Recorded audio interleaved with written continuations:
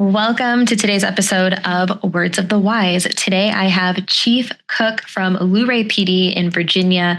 He has 30 years experience in law enforcement. He's held a variety of assignments, worked his way up to Captain of Investigations, which is a position he held for 15 years. He is now the Chief of Police and has been for almost 10 years now. He has a number of family members who are also members of law enforcement, including his son, his niece, his two nephews, and his stepson. Really looking forward to this conversation. Welcome to the show, Chief Cook. Thank you so much for being here today. Thank you for having me. Of course. Okay, this is a conversation that's always like a mixed bag. So I'm really interested when it comes to your family members, your kids, your nieces, your nephews. Did you want them to be in law enforcement, or did you encourage them to choose a different path and they did it anyway? So basically it was never discussed. I was the father, the uncle, both my kids, raising both my sons, not really even knowing that I had nieces or sons or nephews that was even entertaining becoming law enforcement. After they got of age, some of them had tried other jobs. I have a nephew who knew exactly what he wanted to do. He went to college, he got his criminal justice degree, and he wanted to get in law enforcement. My son had another career path, but however, he wound up always saying, I want to try it. And that's where he wound up. And he's been doing it now for almost 10 years. Wow. So, yeah, it was kind of a shock. And then knowing my niece who moved out of state, she got in law enforcement, moved out of state, which is New Orleans. Then later, she's now an armed robbery detective. So it was, it just kind of all came into place, but it was nothing. I never encouraged them to do it. So it wasn't really something talked about other than hearing them knowing what I did for a living. So it wasn't something that, they never actually asked my advice about doing it. I think they just seen what I did and maybe decided to go that path. I think it's a really valuable thing to talk about, because I think we forget sometimes that people are looking at you and looking at, other people who they want to emulate, and maybe you didn't encourage them or you didn't talk about it, but by leading by example, they then wanted to follow in those footsteps. And I think that sometimes we forget that we have the power to inspire other people. And maybe we're not even trying to, but people are looking at you and they're like, wow, I want to be like that guy, or I want to be like that girl, And so I actually really like that story a lot, because you must have done something right to, walk a path and emulate something that they also wanted to be like. Right.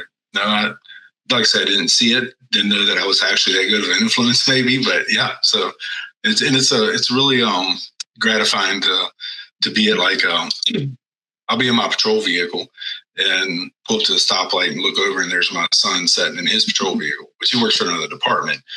And, we'll look at each other, or actually get engaged in an incident or making an arrest or something that I wind up backing him up, or he shows up on the scene. He'll sometimes accidentally call me dad, but then he'll correct himself and say chief. So it's neat. It's really neat experience. Do you think there's a certain level of competitiveness between you two? Not really. I think maybe he doesn't want to think that maybe because he didn't get the job because of me. He's made his own way, he got his own degree. It wasn't, I actually am harder on him than anyone else. So I think maybe he wants to be a chief one day, or maybe a sheriff, but I think there's always that, healthy competitiveness with each other that's constructive, but also it's a feeling of me wanting him to do right and learn right and do the right things. And I think that part all falls into place with some competitiveness. Yes. Yeah, I love that. You've been in this career a long time, 30 years. What is maybe the one thing that you're most proud of, or your greatest achievement? I think just the knowing in the community and the response from the community of being able to help and protect and being available. I'm in a small area, so it's like everyone has my number. Sometimes it weighs a little heavy on your personal life, but because we are in a small area where if I go to a store, we have to go out of town sometimes just or go out to eat. I can't go in a local restaurant without somebody coming to me with a problem or asking me to fix a problem or help them. But it is also a good feeling I feel like accomplishment that people do approach me, and it helps us solve a lot of crimes, help a lot of people. I get calls sometimes, even on social media. Somebody will message me and say, "I need help," and I'm like, "You need to call 911." Because I have to hang the phone up and call 911. So just that connect that I've developed with the community is, I think, one of my biggest accomplishments. Yeah, I think that is a huge accomplishment, that people trust you and know you enough that they'd reach out to you on Facebook, and you're like, right. You're like, don't reach out, don't DM me. Right. Call 911. Right. Okay, so for you, because you are in a smaller area, work-life balance is maybe a little bit harder because the lines kind of bleed over into each other. So how have you been able to find that work-life balance? Is there anything that you've done that's, you've been able to kind of create a little bit of separation or a little bubble for yourself so that you can have those moments of disconnection? I mean, it's definitely picking a location of where to go, maybe a little further out of town so people don't, you still run into people. It's just like I say, it's a small area, but just when I'm off, I try to give that balance to my family and delegate what I can off to my other officers. So, but it seems like I'm always like kind of the connect of people. Hey, do you have this? How I can get in touch with this person? And a lot of it's my fault. I put myself out there too much and I didn't shut it off at, say, 4:00 every day. I work continuously. So, but there's times that mostly me and my wife will go out of town or travel other places. Yeah, I can relate to that. I think when you genuinely love what you do, you want to work more. You want to feel like you're immersed in everything and you're helping everybody. And delegation's hard. It's a really hard thing to learn, especially when, you're so used to taking all of it. And I think to a certain extent, and maybe you have a different experience than I have, but I felt like when I was younger, I almost had to do that to prove myself. I was like, I'll work the extra hours, I'll do all the extra things, and I'll do it the best, and it was my way of advancing in my career. And then when you've built the habit of that, then when you get to this point where now, you're like the leader of an organization, and now everyone's saying, okay, now give up, not control, but, delegate and trust other people to do all the work that you've been doing for the last, 10, 15 years. You're like, what? I'm not used to that. So it's challenging. One of the concepts that hit me with reading, you can read all the leadership books you want, but one thing that really hit me well, not too long ago, actually, because I am looking at retirement, was through my career, working up the ladder. Not that I set out to do that. I only ever applied to be a police officer. I didn't actually ever apply to be a sergeant, a lieutenant, a captain, or a chief. I was, approached by whoever I was working for at that time and asked me to take that position. With that being said, at that time too, and not till recently, but I never felt like I came to work. I enjoyed the job so much that as long as I had enough money to pay my bills, that's all that mattered. I didn't feel like I was going to work. And that's why I think I've been so involved in enjoying the job so much, is that it never felt like work to me. It wasn't a job. And I've had jobs that have. But with that also, I've always worked for someone. And then when I actually became chief or started taking a higher administrative leadership role, I was like, wait a minute, I'm still working for someone. And when it's not just saying the public, but for my people. So I still don't feel like the boss, so to speak. I know I have to make tough decisions, personnel wise, human resources in type situations, but administratively, but I still don't feel like I still work for them. And it really sunk in probably about 2 years ago for me for that, because I'm always trying to give them the tools they need, the equipment they need, the morale they need, and the keeping staffed, keeping the department running. So I like that perspective a lot. And I'm a very visual learner. I don't know if you are, but when you said that, I thought about kind of like almost being like younger in your career and looking up at your bosses and being like, okay, I work for you, and like I'm leaning on you to like kind of help develop me. And then when you get to the top, you're like, okay, now I work for you. Like, what can I do to make you successful? I like that a lot. It's full circle too. And I never say, a lot of times I'll say, if I have a colleague with me or somebody who works with my department or they work alongside me, not for me, because I value that, and I don't like say other than having the bars and have to make tough decisions at the top. I feel like I have to work for them to get them through their careers. And what a huge accomplishment to feel like you can walk away from the agency when you do decide to retire, and you know that the people who are coming to take your spot are better than you, hopefully, and that you had a hand in that. You are the one that helped to get them to that position. And I think that sometimes, because our workspace is a lot of times, regardless of what career path you're in, there's a lot of competitiveness in it. But I think when you do reach that point, like you said, where you're like, I work for you, it's like, how can I make you better than me? And that is something to be proud of when you walk away. Yep. I always say the people that work for me are smarter than me. They are, and they make me look good. Some people don't like to hear that, but because it's not like I'm using them, but they do, and I value that. So yeah, I like that a lot.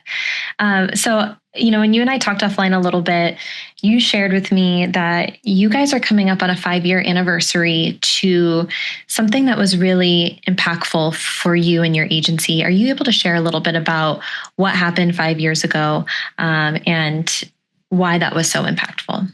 So, so coming up on February the 26th, we're a small rural area. We have the county sheriff's department, and we have 3 small police departments. Mine, Luray, is the largest out of the 3 police departments, and there's a lot of mutual aid. We respond, back each other up. Our towns are within close limits, close proximity. So typically, it's not uncommon for one agency to respond to back up another officer from another small town. So 5 years ago, coming up on the 26th, Officer Nick Wenham, who was actually a Virginia State Trooper from New York originally. He moved here from New York and joined the Virginia State Police, decided to leave the state police and come to work for a small police department here in Page County, which is Stanley Police Department.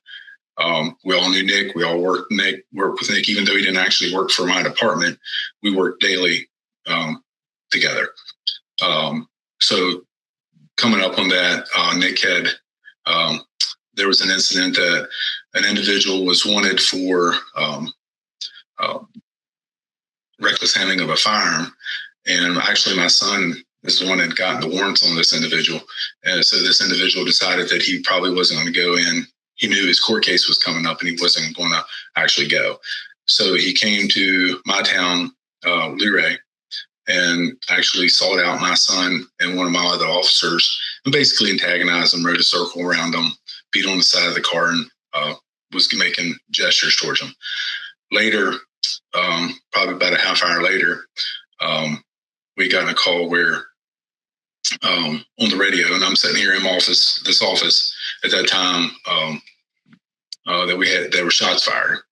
So my son and my nephew were responding. There were 2 working that day for the county.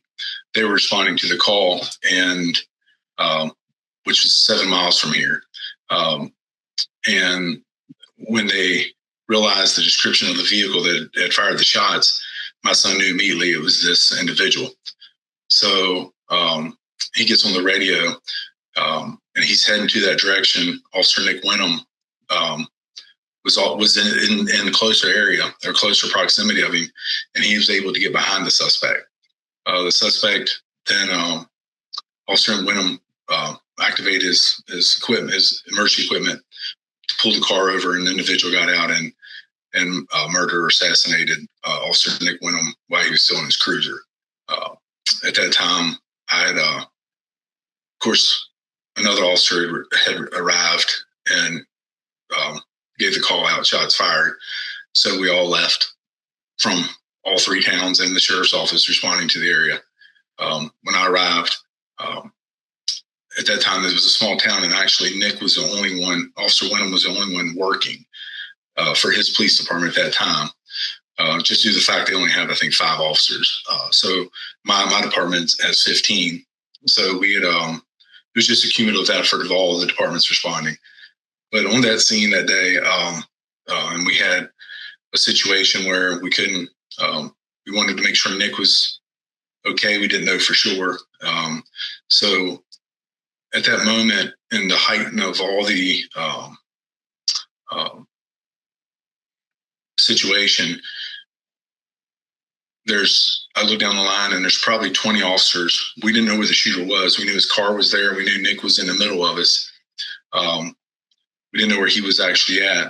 And I look down the line and I see, like I say, my family, my niece, my nephew, my son, and all these kids that I coached T-ball all the way, watched through high school. They're all officers now and ready to go to war. It was basically a war zone, so to speak. And so for me as a father, a chief, you're scared because you have family and it's a close-knit community. You're proud because they're all there and they're all ready. None of them's backing down. And then you're scared, then you're angry of what you're seeing. And then we get an idea where the suspect is. And I look up and all of them's gone. They all go after. I'm there with Nick. And then his chief arrives. So I stayed there on the scene with Nick and his chief. I look up and they're all gone. They all go. They got the call where the suspect may be, and they're all going to look for him. And it wasn't that far away, maybe the way the crow flies, maybe about a mile away, half a mile away. I hear on the radio my son say he's got him in his sights, got the suspect in his sights, which the suspect had a assault rifle just like we carry. And of course, at that time, I'm just shooting. You have every right. He just committed capital murder. But just also day to day with the pressures of the media, did the officer give that guy a chance? Even though he was totally justified to, a lot of young officers face that situation today, whether or not to react the way they feel like they're trained to, or how people are going to respond to how they reacted. Yeah. Once everybody digests the situation and picks apart what they could have done right or wrong. So, fortunately, my nephew's able to, my nephew and my son were together at the same place. My nephew, the individual did turn with his weapon facing my nephew and my son. He leveled it off, and my nephew was able to stop the threat by killing him.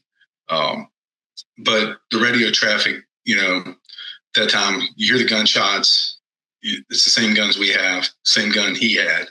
You don't know if he made the shot or you don't know who shot at that time. I didn't, from the radio traffic. So I hit every heightened emotion, and I try to count them in my head of, like I say, scared, angry, proud, back to angry again. And then when it's all over, we, and compassion for the other department as well, working through the whole process, we all group back together, and I go home. We had met at one spot, all the officers did, and kind of did a little debrief and kind of hugged, and but it's kind of like a blur too as well. Yeah. Then we go home, and when I pulled in my subdivision, there were several cars in my house because the news had traveled fast, and we were out for a while, of course, for the scene. And then I go in the house, and the amount of people that already showed up to show support to my wife and to the extended family, it was such a ripple effect. And then the guilt hits you. The guilt that he didn't make it. So that's a whole psychological process that is difficult to work through. So going back after that, it took me a while. Of course, in law enforcement, it's not just one major trauma incident, which I've experienced several. And, law enforcement experiences hundreds over their career, but a lot of it's just the small stuff that builds up over time that you eventually don't recognize it. You don't, you maybe a little bit, but you either do something to take the edge off, whether it's alcohol or a lot of officers I knew, had to go on medication, anxiety. A few retired that day. After that day, they were done, and some of them weren't even in it very long. Some had been, some haven't, but they were like, this is it. And I was close because I was close to retirement. I could have retired within months after that. And I got to that day. I'm taking a shower when I actually hit my 25th year. I got that morning, taking my shower, and I'm like, because when you start the academy, you start counting down the days you could retire. But like, to me, it's never been a job, but I was like, I made it. And I'm taking the shower, and I realize, what am I going to do? Am I going out on, and I'm not knocking anybody that did go out. I'm not judging anyone that had to call it quits that day. And maybe I should have, I don't know. But I wanted to see a better day.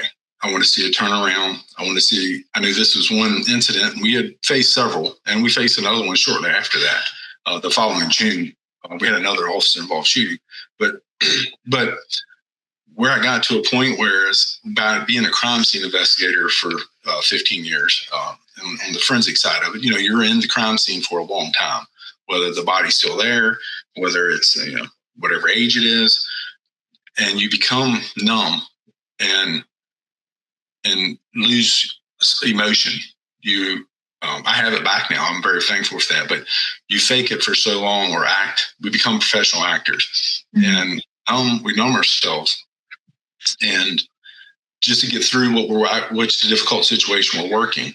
So I didn't realize it until I could work a case or an incident, a horrific incident, and leave it and be in my vehicle and think, I just faked all that. And people were thanking me for how sincere, how much I helped them. But I numbed myself from it over the years.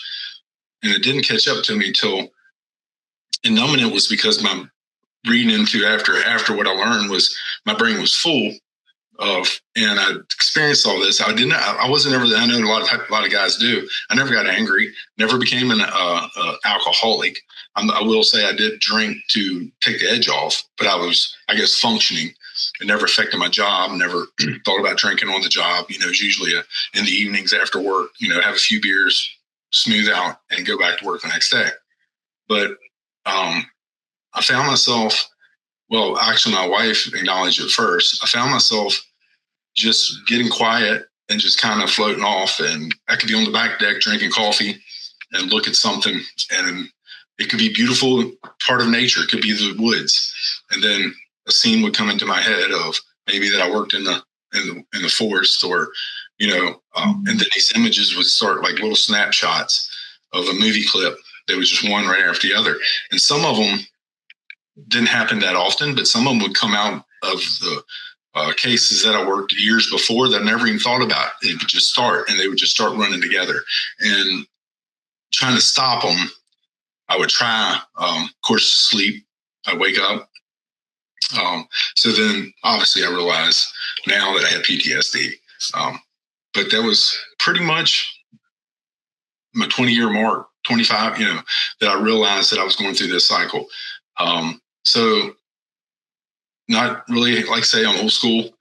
We didn't talk about this. My old lieutenants, my old captain, we went in and got the job done.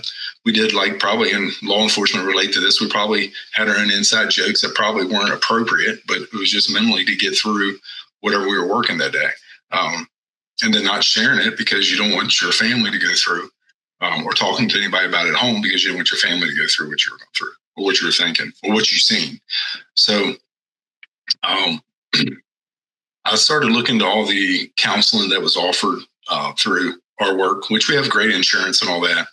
And I read all the resumes of the therapists or psychiatrists, and for law enforcement, I know this sounds different, but I didn't realize that until then either. Every one of them had great biographies or great credentials, but none of them walked in our shoes. And I started thinking, so I looked through them, and I couldn't get satisfied with anything or talking to any of them. Mm-hmm. So I was brought up in a faith-based home, and I knew at the roots I had to get back. That was the only thing that I had right there and at that time to start out. So I reached out to a local friend who's a pastor, and he referred me. I started talking to him, and he referred me to a friend of his and never even had ever heard of it. It's just more than counseling. Was he did neurofeedback, and I had never heard of it. Didn't know what it was. Had no clue.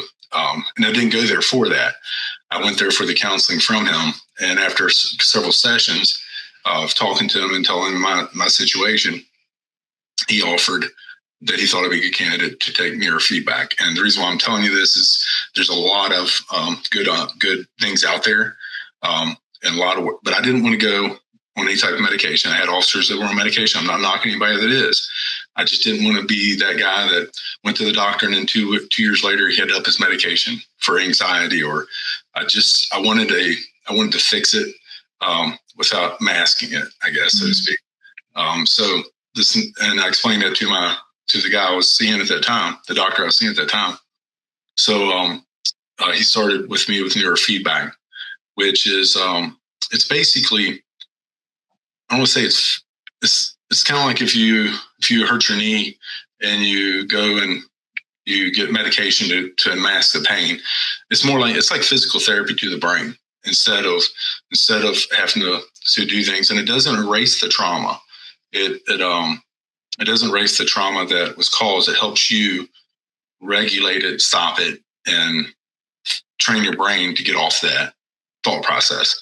Yeah. So, and it's basically he gave me a pamphlet on it. I started reading it, and it's basically you take sensors and they stick them to your head. Nothing's going into your head. At first, I thought that it's like I'm getting shocked in the brainwaves in the head, but it's basically it regulates the brain function. So they put sensors on your head, and you visually or by sound, but mine was visual.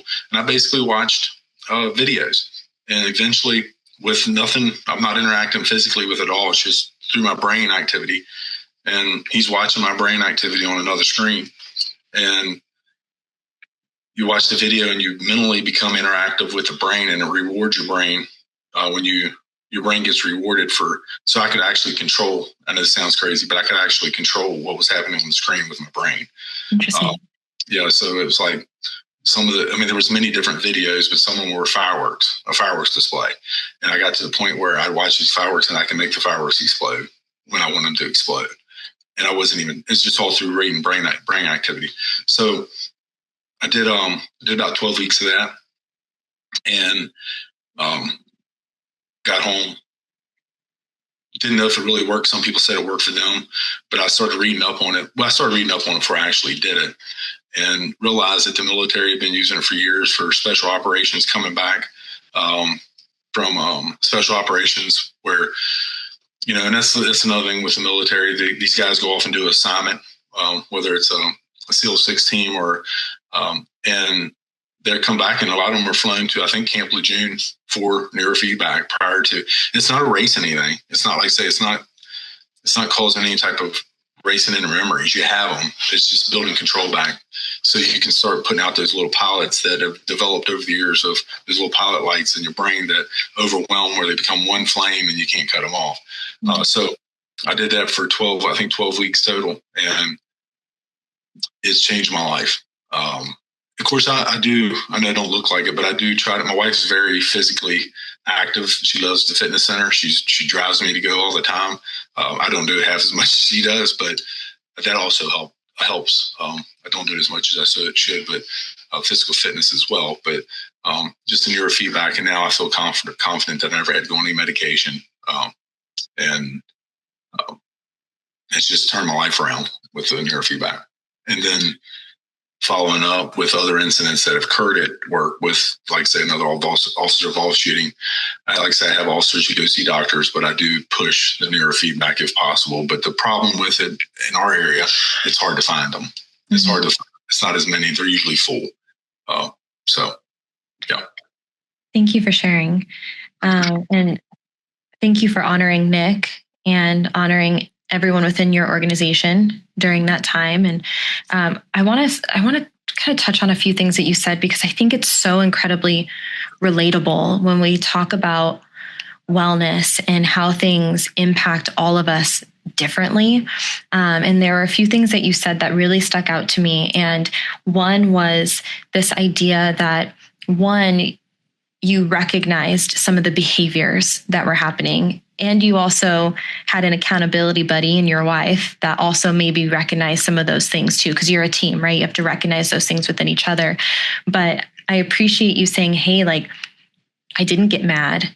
I didn't do certain things that maybe we see in other people. This is how I responded to it.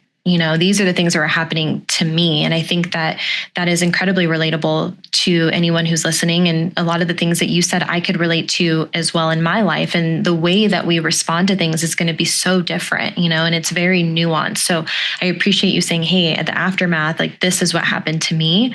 But you also said something that stuck out, and you said that you wanted to turn it around and you wanted to see a better day. And so you started to reach for resources and recognizing what might work for you and what might not work for you. And you talked about coping mechanisms and healthy coping mechanisms versus unhealthy. And we all know, we've probably, most of us have been there where, we're drinking, to maybe not deal with it. And, obviously some people maybe go too far down that path and use that as a really unhealthy coping mechanism that turns into something worse. And not, obviously that didn't happen for you, but I think it happens for a lot of people. And so I think we recognize that sometimes the tendency is to maybe turn to unhealthy coping mechanisms. But for you to say, hey, I want to turn this around, what can I do? And I've talked to a lot of people who have also tried to find talk therapy resources and struggle with that because there aren't a lot of providers out there, especially in small rural areas, that specialize or have the cultural competency of knowing what you guys go through. And that is a challenge for a lot of people. And I've heard stories where, individuals have gone and, sought out these resources. And by the end of it, the therapist is crying, and they're like, wait, like, I came to you and now I feel like I have to give you a hug. Like, what's going on here? And so I appreciate you sharing something that helped you in neurofeedback. I'm sure there's a lot of people who maybe don't know what that is. And for you to say that it changed your life and now you're able to move forward in a healthier, positive way, I think is great. And I think it's also, a testament to the fact that wellness is not a one size fits all. There are a lot of different things out there that can help people. And neurofeedback is one of those things that obviously helped you. So thank you so much for sharing the entire story, but also the things that have helped you to recover after the fact.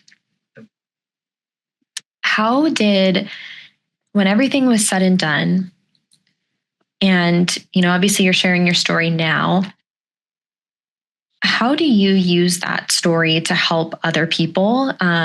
Did you find it easy to kind of share those things with your department and other people and kind of have that vulnerability? Or was that something that was kind of a challenge as, chief of police to talk about those things? Well, and it's, showing the weak moments or your weakness. And it came to terms, and obviously you can still tell I have emotion about telling the story. Yeah. I've told it several times quite now.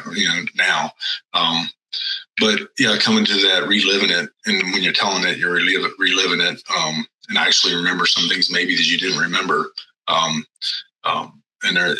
not trying to be too detailed because right. for the sake of actually traumatizing someone else, like you were saying with the talk therapy, and I'm not knocking talk therapy at all.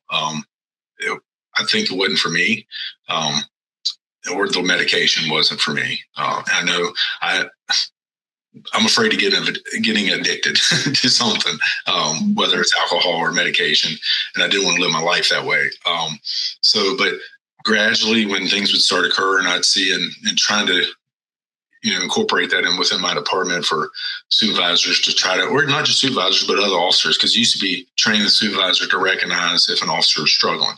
Mm-hmm. But it's not always the supervisor around. Mm-hmm. And I think it's, making all your officers aware to recognize if someone's struggling, not just supervisors, because a lot of times it's no rank out there. They're all together, and be able to come forward and talk about it. So I think, obviously, me opening up as the chief to, when I see an officer struggling after certain incidents, to try to share those, not just that story, but other stories as well.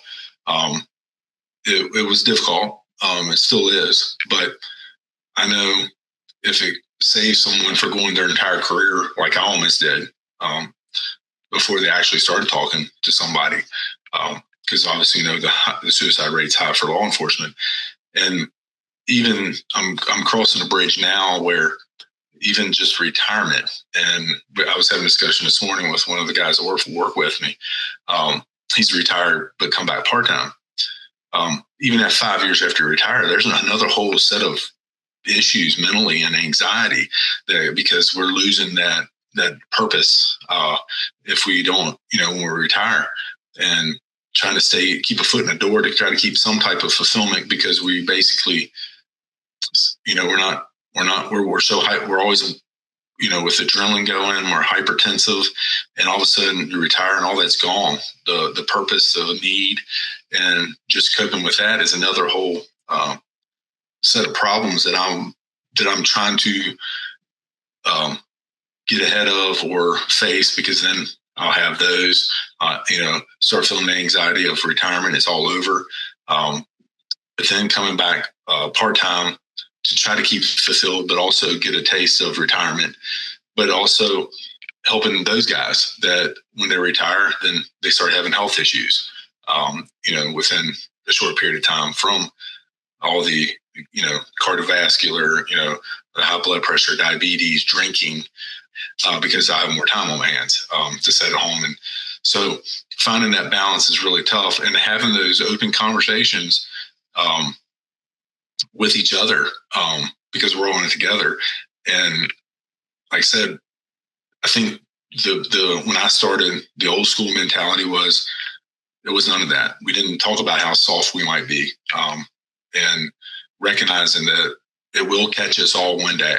If we're truly involved in the job and doing our jobs, it's going to catch us one way or another, whether it affects our family or whatever consequences we have from it, and recognizing it and trying to teach kids. And that's probably the struggle too, is when I say kids, younger officers, because they're bulletproof, Right. They're not feeling that, they can handle it. But I've been very fortunate that I feel like I've had that support staff with my family and employees to make it where I have. And I still feel good for where I'm at now. I'm not ready to retire. A lot of it really is because my pension, I make more money retired. So that's where I'm at. But just having those conversations and letting your officers know, and it's open door. We can sit and talk and have really those one-on-one contact, really raw emotional conversations, because I learn from my guys things they deal with, whether it's personal life or work related or issues at home or what have you. It's just having that open relationship. Yeah. Yeah. And I think we can learn good things and hard things together. Right. And, your officers are learning a lot of things from you, right? They're learning what it's like to still love your job 30 years later, and, how you were able to get there. But then also what happens after 30 years, of seeing all these things and what could happen, and, trying to learn from you in that regard too. And so I agree with you. I think that our stories are really important to share.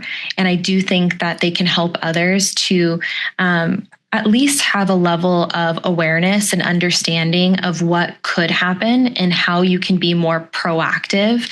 And a lot of the stuff is going to be reactive, right? A lot of the stuff you can't prepare for. But if we can have these conversations of saying, hey, in the event that this happens, here are some things that have helped me. Here are some things that we can do. We can talk about it. We can share. It does not make us weak. This is how we're getting stronger together. And I do think that historically, and I have experience with this too, I do think that we have a tendency to isolate ourselves and to almost build these like blockades around us. Mm-hmm. And I had my own personal traumas when I was younger, and I had moments of flashbacks, and I avoided silence. I avoided being alone with my thoughts at all cost. It was like, how can I just be as busy and distracted as I possibly can, whatever that meant.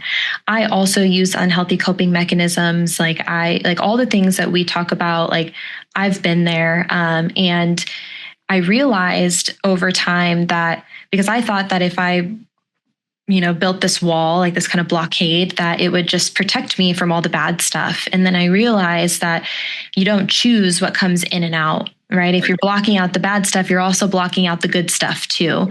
And so it leaves you feeling incredibly alone. And for me, I had anxiety and panic attacks and flashbacks, and I did do antidepressants for a while, and I felt very numb.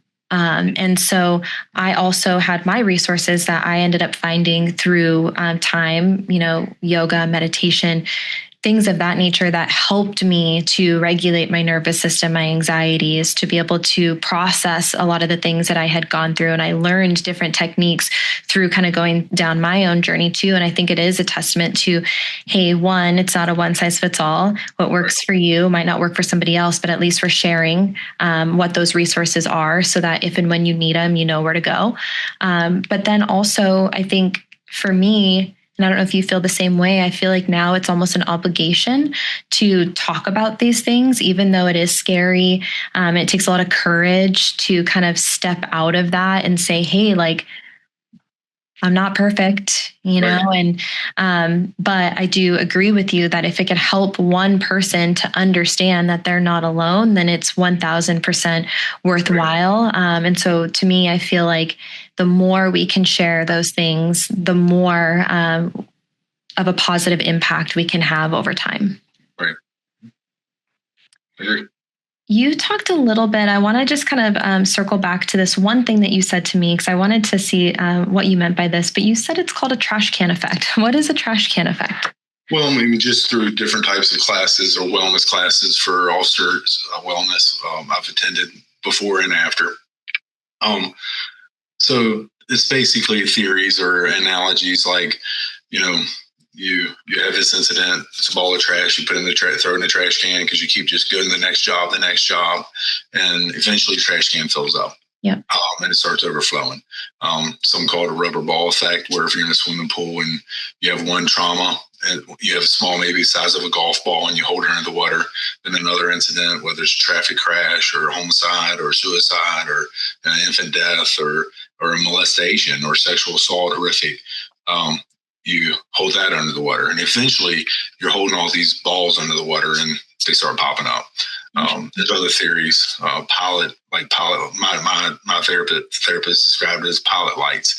One incident was a pilot light lit, another one in your brain, and eventually all the pilot lights join together, and that's where I think it starts to really show signs of there's some type of issue going on that you need to seek help or talk to someone, because your brain, I know we only use a small percentage of it, and reactivating to be able to put those pilot lights out, or at least to trigger parts of your brain to start thinking something else, to get off of that. So, and I think that's probably the extended of, like I say, the extended period of all that. If you're not talking to someone or getting that treatment or help, whether it's through physical fitness, my wife says, a lot of times if she's not out exercising, I don't see that. She's like, I have to go to the gym.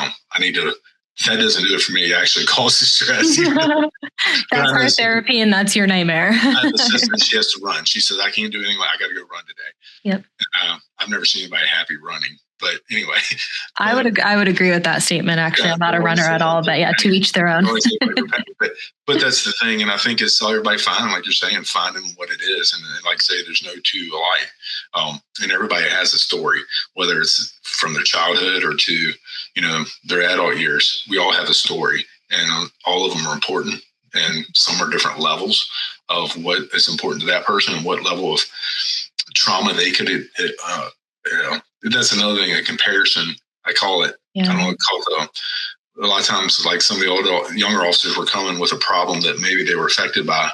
And at first I would be like, come on, dude, you just started, and kind of like play it off maybe like they were seeking attention, or were they really affected by the situation?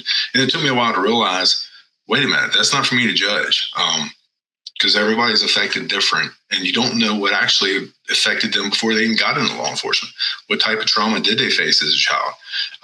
So I was basing, at this early on, I was basing, by being the crime scene investigator and a new investigator starting, and we would work a case, and he'd be like, I need to talk to somebody, I need help. And I'm like, wait a minute, you're not there yet.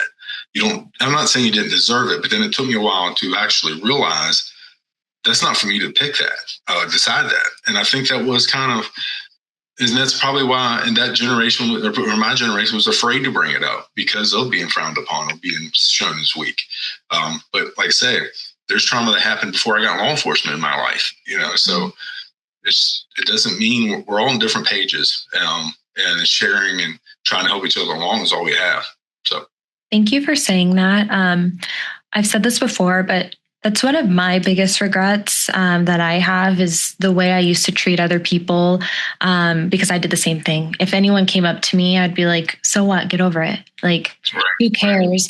And I recognize the same as you now that everyone's not me. We can't expect everyone to be like us. And we obviously have our own experience and our own thresholds when it comes to everything. But I used to do the same thing. And I think, like, to your point, it makes people afraid to come forward. It makes them feel bad.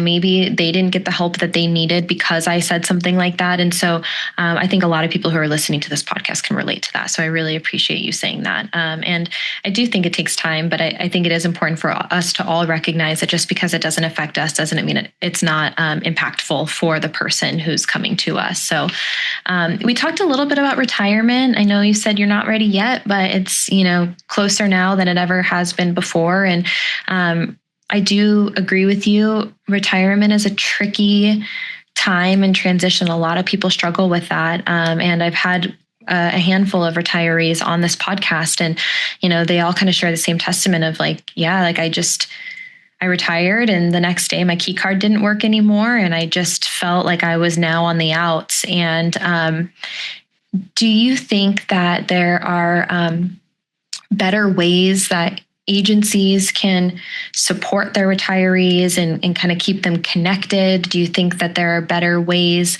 or training that can happen that can help prepare officers for retirement? What is your opinion on that?